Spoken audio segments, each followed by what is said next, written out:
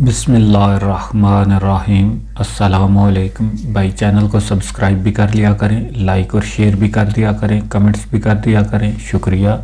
چلتے ہیں کہانی کی طرف۔ اور اقتدار کی ہوس میں جو گنونا کھیل کھیلا، اس کے داغ تا حشر سچے پاکستانیوں کے دلوں پر موجود رہیں گے۔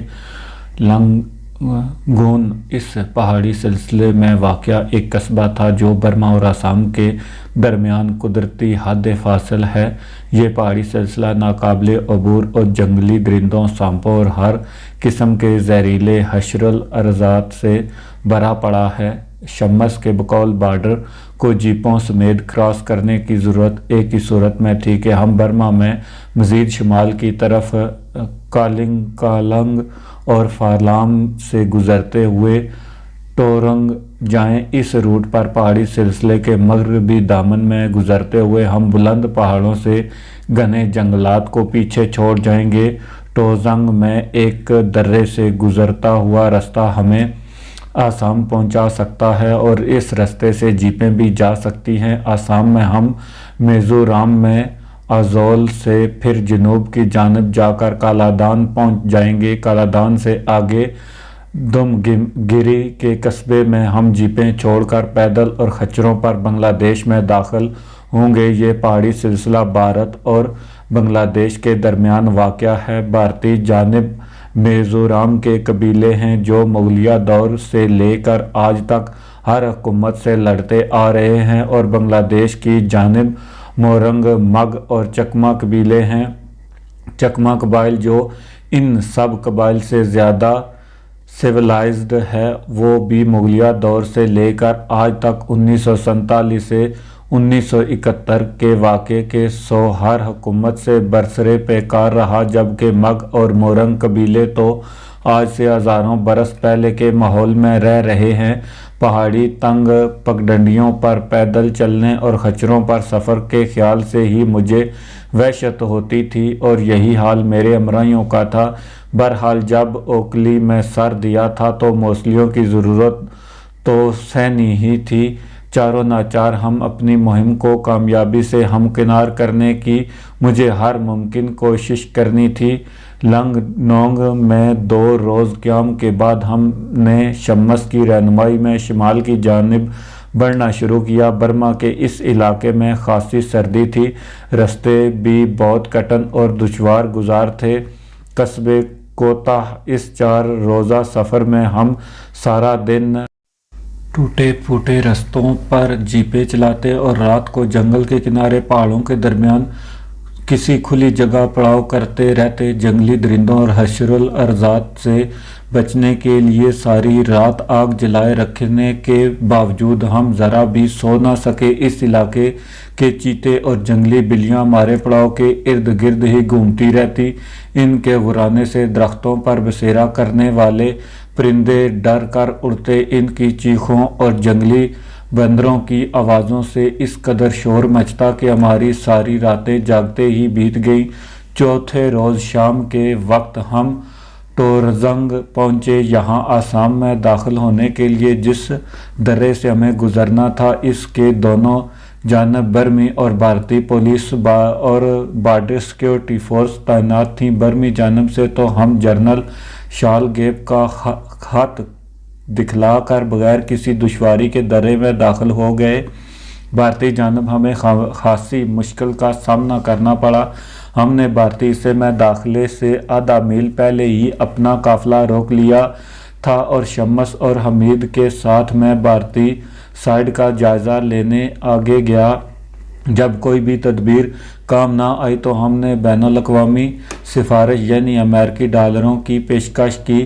یہ اتنی بڑی سفارش تھی جسے میرے خیال میں شاید ہی کسی نے کبھی ٹھکرایا ہو۔ $1000 میں معاملہ طے ہوا، اور بھارتی بارڈر سیکورٹی فورس کے میجر نے ڈالر جیپ میں رکھتے ہوئے ہمیں گزرنے کی اجازت دے دی۔ میجر نے کمال مہربانی کرتے ہوئے ہمارا سامان کی تلاشی لینے کی بھی ضرورت نہ سمجھی، ورنہ ہمارے پاس اچھا خاصا اسلحہ تھا۔ درے سے گزر کر ہم جلد از جلد اوزول کے قصبے میں پہنچنا چاہتے تھے، کیونکہ بین الاقوامی بارڈر سے جتنا دور رہا جائے اتنا ہی محفوظ سمجھا جاتا ہے۔ اوزول میں ہم نے کسی ہوٹل میں ٹھہرنے کے بجائے قصبے میں باہر پڑاؤ کرنا بہتر سمجھا، کیونکہ ہوٹل والے ہم سے ہماری شناخت اور پاسپورٹ وغیرہ بھی طلب کر سکتے تھے۔ ہم ابھی پڑاؤ کے لیے کوئی مناسب جگہ ہی ڈھونڈ رہے تھے کہ بارڈر سائیڈ کا وہی میجر وہاں آ دمکا۔ اس کا رویہ اب خاصا دوستانہ تھا۔ اس نے مجھ سے پوچھا کہ ہم کسی ہوٹل میں کیوں نہیں ٹھہرتے، رات کو تو یہاں سردی اتنی بڑھ جائے گی جسے ہم برداشت نہ کر سکیں گے۔ میجر کو میں نے جب یہ بتایا کہ میرے ساتھیوں کے پاس اتنی رقم نہیں کہ ہوٹل کا خرچہ برداشت کر سکے تو وہ ہنس پڑا اور بولا، تعجب ہے کہ سرحد کراس کرنے کے عوض $1000 دینے والے معمولی درجے کے ہوٹل کا خرچہ بھی برداشت نہیں کر سکتے۔ اصل بات کیوں نہیں بتاتے کہ تمہارے اور تمہارے ساتھیوں کے پاس سفری کاغذات نہیں ہیں اور اس لیے تم ہوٹل میں جانے سے کتراتے ہو۔ مجھے مزید ڈالر دو تو بغیر کاغذات کے تم سب کے لیے ہوٹل میں قیام کا بندوبست کر دوں گا، اور اگر میں کہوں کہ ہمارے پاس واقعی مزید ڈالر نہیں ہیں تو میں نے سوال کیا تو میجر بولا، پھر میں تمہارے سامان کی تلاشی لوں گا۔ تم سب یقیناً کسی غیر قانونی کام میں بھارت میں دہشت گردی کرنے کے ارادے لے کر یہاں آئے ہو۔ میں میجر کی نیت بانپ چکا تھا اور اب گفتگو سے اسے رام کرنے کی کوشش کرنا بیکار تھی۔ میجر اپنی جیپ میں اکیلا آیا تھا۔ میں نے اسے کہا کہ ہم نہ تو دہشت گردی کے لیے بھارت آئے ہیں اور نہ ہی کسی غیر قانونی کام کے لیے۔ ہمارے پاس جتنا روپیہ بھی ہے ہم اسے دینے کو تیار ہیں، وہ صرف 5 منٹ انتظار کرے، میں اپنے ایک ساتھی سے روپیہ لے کر آتا ہوں۔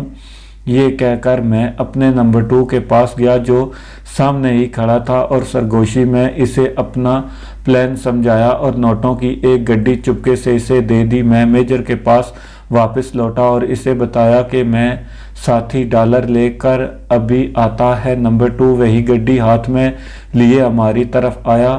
شام کا اندھیرا خاصا پھیل چکا تھا۔ نمبر 2 نے گڈی جس میں کم و بیش $10,000 کے نوٹ تھے مجھے تھمائی اور پیچھے ہٹ گیا۔ میجر کی نگاہوں میں دولت کی ہرس تھی اور وہ گڈی پر نظر جمائے ہوئے تھا۔ میں نے اسے کہا، ہماری کل جمع پونجی یہی ہے اور ہمیں خاصا دور جانا ہے، تمہاری بہت مہربانی ہوگی اگر کچھ ڈالر ہمیں واپس دے دو۔ میجر ہنس پڑا اور گڈی لینے کے لیے ہاتھ بڑھاتے ہوئے بولا، میری ضرورت تم سے زیادہ ہے، تمہاری جیپوں پر تو خاصا سامان لدا ہوا ہے، تم سامان یا ایک جیپ بیچ دو، تمہاری ضرورت پوری ہو جائے گی، میں یہ تمام ڈالر لوں گا۔ نے گڈی اسے تھماتے ہوئے کہا، صرف $100 ہی دے دو۔ ناٹ ایٹ آل، بالکل نہیں، میجر نے یہ کہا اور ساتھ ہی اس نے چیخ ماری جسے میں نے اس کے منہ پر ہاتھ رکھ کر دبا دیا۔ نمبر 2 کا وار اتنا کاری تھا کہ خنجر اس کے دل کو چیرتا ہوا جسم کے آر پار ہو گیا۔ میجر کی بے جان لاش کو میں نے گرنے سے روکا۔ نمبر 2 نے میجر کے جسم پر خنجر اتار کر اسے گما دیا تھا تاکہ اس کے مرنے میں کوئی شک و شبہ نہ رہے۔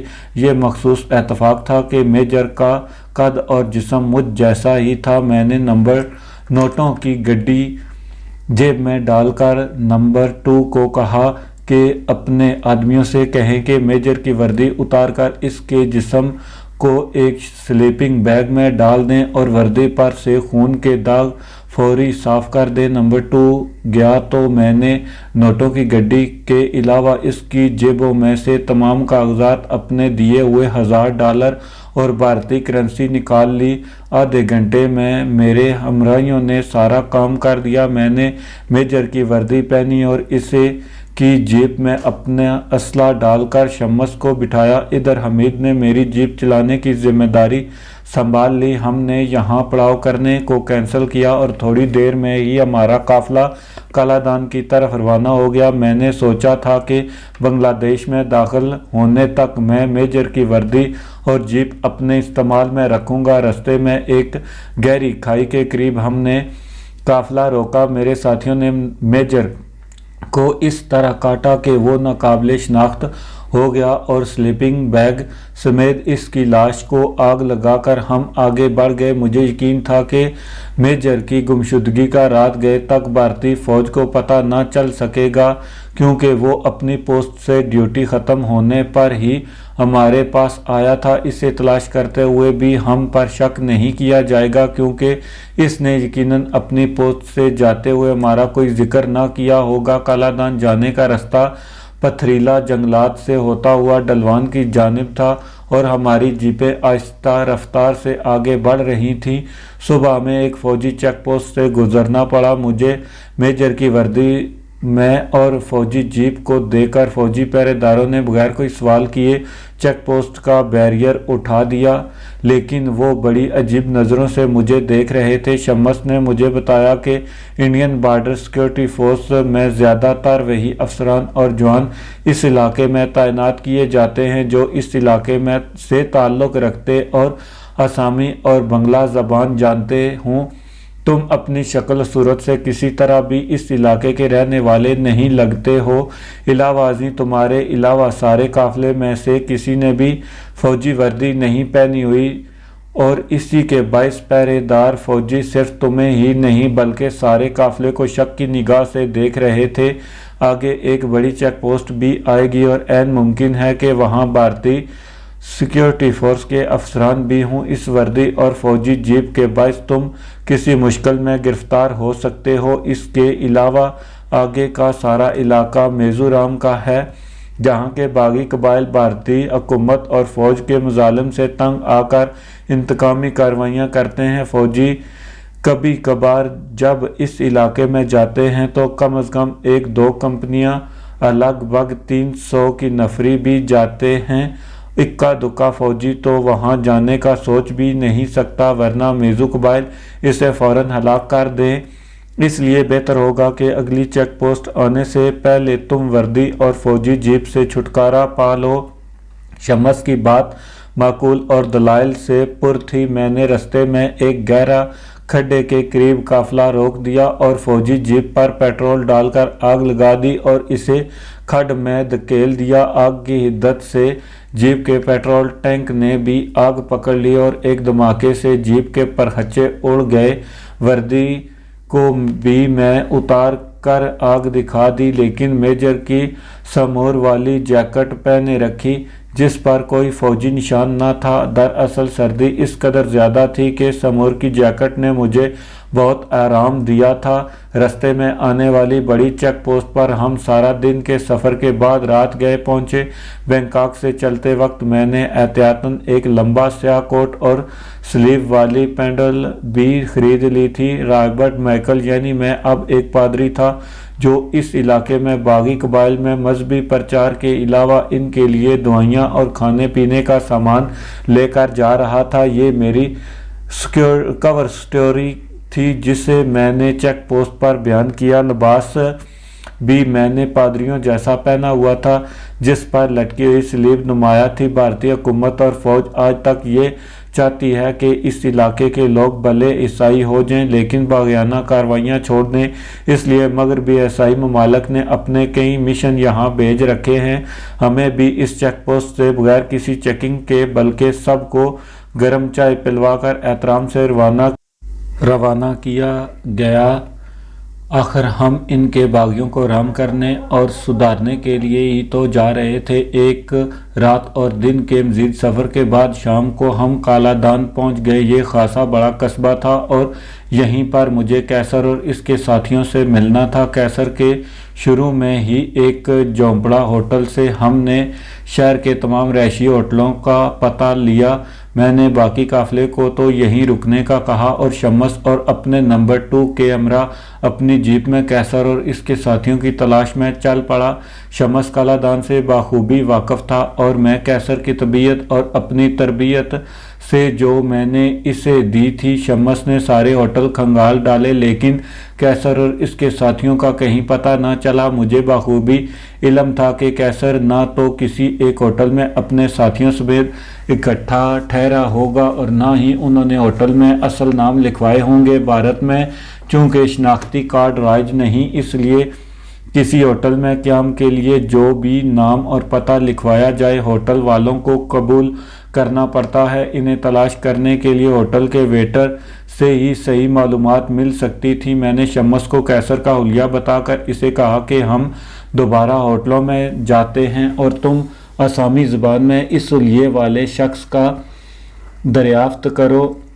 दूसरे होटल में ही मेरी ये तदबीर कारगर साबित हुई और होटल के बहरे ने बताया कि एक कमरे में उर्दू बोलने वाले 3 मेहमान ठहरे हुए हैं, जिन में से एक का हुलिया बिल्कुल वैसा ही है जैसा आपने बताया है और ये तीनों मेहमान इस वक्त अपने कमरे में मौजूद हैं। मैं और शम्स पहली मंजिल के इस कमरे की तरफ गए और मैंने आहिस्ता से दोबारा इसी अंदाज से दस्तक दी जैसे गोरखपुर में दिया करता था।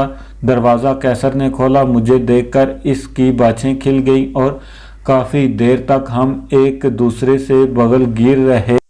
कैसर मुझे और शम्स को कमरे में ले गया और इसके हमरा जो 2 साथी ठहरे हुए थे उन्होंने मुझे दिल्ली में 26 जनवरी और गोरखपुर के मिशनों में हिस्सा लिया था। वो दोनों भी मुझे लाला जान कहते हुए लिपट गए। यकीन जानिए इनके गले मिलने और खैरियत पूछने में इतना खलूस था कि मेरी आंखें भर आईं। अपनों ने तो मुझे हमेशा दुख ही दिए थे।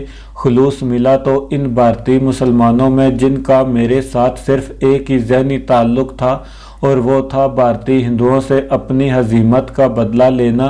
कैसर की तो मारे खुशी के बुरी हालत थी। इसने अपने दोनों साथियों को कहा कि बाकी सब साथियों को जो दूसरे होटलों में ठहरे हुए थे यहाँ ले आए। इधर शम्स से मैंने कहा कि काफ़िले के बाकी हमराहियों को लेकर इन होटलों में ठहरे जहाँ दिल्ली के लड़के ठहरे हुए थे।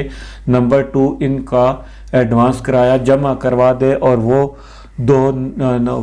नंबर 2 को इसी होटल में ले आए। दोनों लड़के और शम्स बाकी साथियों और हमराहियों को लेने चले गए और कैसर और मैंने इन होटलों में बातों का आगाज़ किया। जब हम दिल्ली में पहली बार मिले थे, जब बातें शुरू हुई तो हमें वक्त गुजरने का एहसास तक न हुआ। हालांकि मेरे हमराहियों को होटलों में ठहरा कर और कैसर के सारे साथियों को लेकर शम्स और नंबर 2 वापस आ गए। हमीद को मैंने थाइयों के हमरा ठहराया था और नंबर 2 और शम्स के लिए एक कमरा एक अपने लिए बुक किया। कायरीन को मेरी और कैसर की माजी की बातों से कोई दिलचस्पी ना होगी, इसलिए किस्सा मुख्तसर करते हुए अर्ज करता हूँ कि हम पो फूटने तक बातें करते रहे। आइंदा सफ़र के लिए ये फ़ैसला हुआ कि शम्स और हमीद यहाँ कालादान से ही खच्चरों और मज़दूरों का इंतज़ाम करने की कोशिश करेंगे और 3 रोज़ यहाँ क़याम करने और ज़रूरी तैयारी के बाद हम अपने आइंदा सफ़र का आगाज़ करेंगे।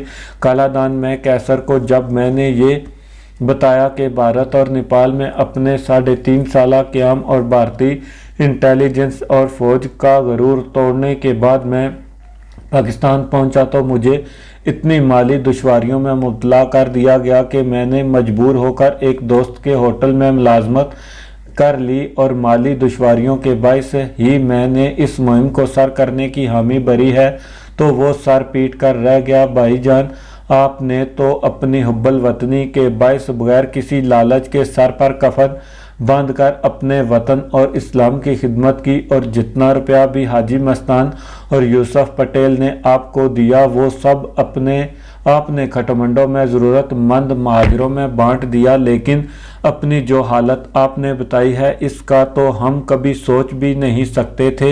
हाजी मस्तान और यूसुफ पटेल अभी ज़िंदा हैं और मुझे यकीन है कि जिस कदर वो आपकी इज़्ज़त और तौकीर करते हैं। अगर ये थी हमारी आज की कहानी, आपको अच्छी लगी हो तो लाइक शेयर और कमेंट ज़रूर कर दिए और सब्सक्राइब चैनल ज़रूर करें। शुक्रिया।